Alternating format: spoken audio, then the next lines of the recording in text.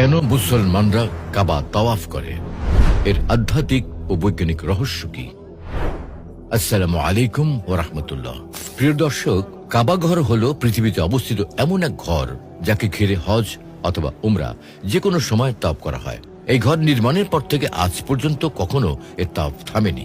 পৃথিবীর প্রতিটি মুসলমান জীবনে একবার হলেও এই ঘর তাওয়াফ করার ইচ্ছা পোষণ করে।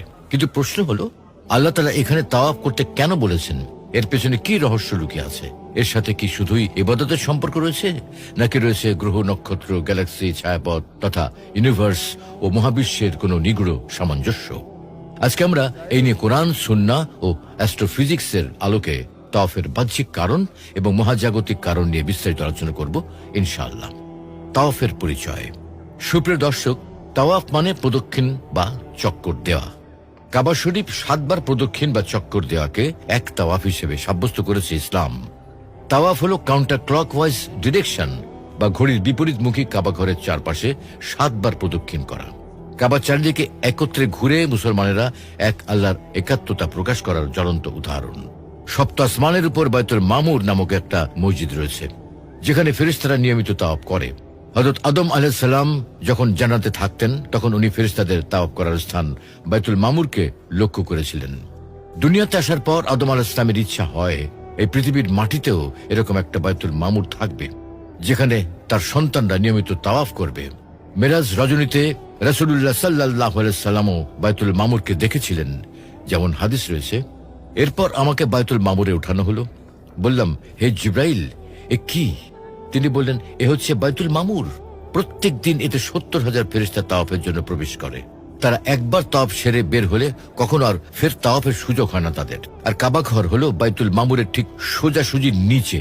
কিন্তু দুনিয়ার জীবনে যেহেতু আমরা আল্লাহর আরশকে সামনে পাবো না ও আল্লাহর আরশের সামনে সিজদা দিতে পারবো না, তাই আমরা মুসলমানরা এই কাবা ঘরের চতুর্পাশে একসাথে তাওয়াফ করি।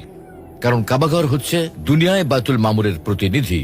ফেরেশতাদের মূল ইবাদতের ক্ষেত্র যেমন বাইতুল মামুর, ঠিক তেমনি আমাদের জন্য কাবা ঘর। ফেরেশতারা যেমন আল্লাহর আরশ ও বাইতুল মামুরকে কেন্দ্র করে তাওয়াফ করে, ঠিক তেমনি আমরাও কাবা ঘরকে কেন্দ্র করে তাওয়াফ করি।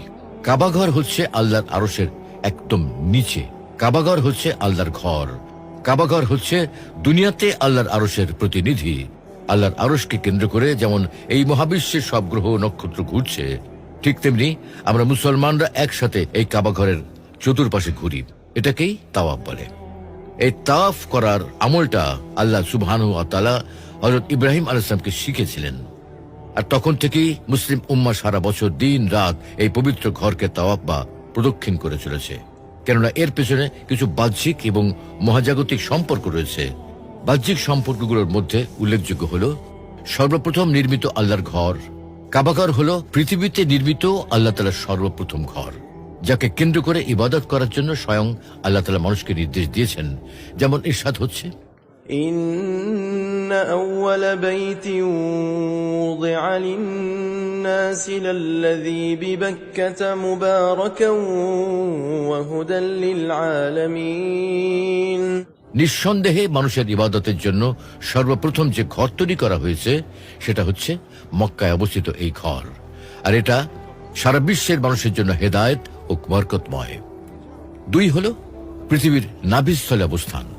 পৃথিবীর নাভিস্থলে অবস্থিত লাটিমের মতো ঘূর্ণায়মান হচ্ছে পবিত্র কাবা শরীফ। এটি তার একাত্মবাদের প্রতীক। এই কারণেই আল্লাহ তাআলা বান্দাকে নির্দেশ দিচ্ছেন, ثم ليقضوا تفثهم وليوفوا نذورهم وليطوفوا بالبيت العتيق। অতঃপর তারা যেন পরিষ্কার পরিচ্ছন্ন হয়, তাদের মানসসমূহ পূরণ করে এবং এই সুসংরক্ষিত ঘরের তাওয়াফ করে।